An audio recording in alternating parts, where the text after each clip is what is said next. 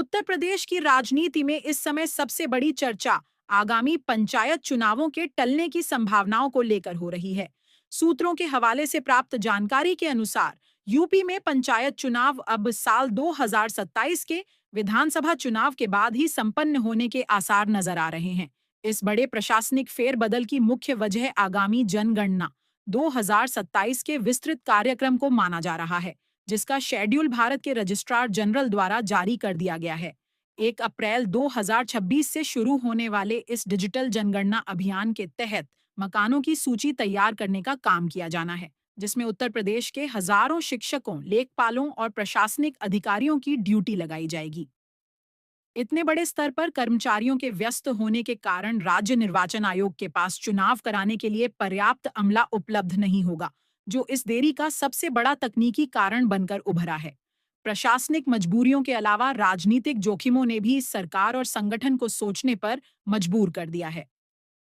Bharatiya Janata party के सूत्रों के मुताबिक पार्टी फिलहाल विधानसभा चुनाव से ठीक पहले पंचायत चुनाव कराकर किसी भी तरह के आंतरिक कलह को आमंत्रण नहीं देना चाहती।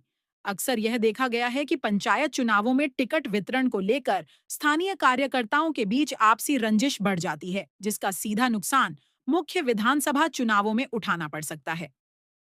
साथ ही यदि इन चुनावों में पार्टी का प्रदर्शन उम्मीद के अनुरूप नहीं रहता है, तो इसका नकारात्मक प्रभाव 2027 के विधानसभा चुनाव के माहौल पर भी पड़ सकता है।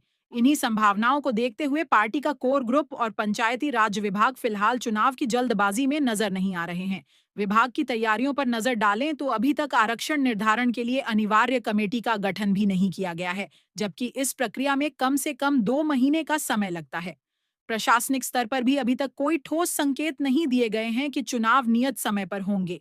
यदि ये चुनाव तय समय पर नहीं होते हैं तो मई 2026 में ग्राम प्रधानों और जिला पंचायत सदस्यों का कार्यकाल समाप्त होने के बाद पंचायतों की बागडोर सरकारी प्रशासकों या रिसीवर्स के हाथों में सौंप दी जाएगी।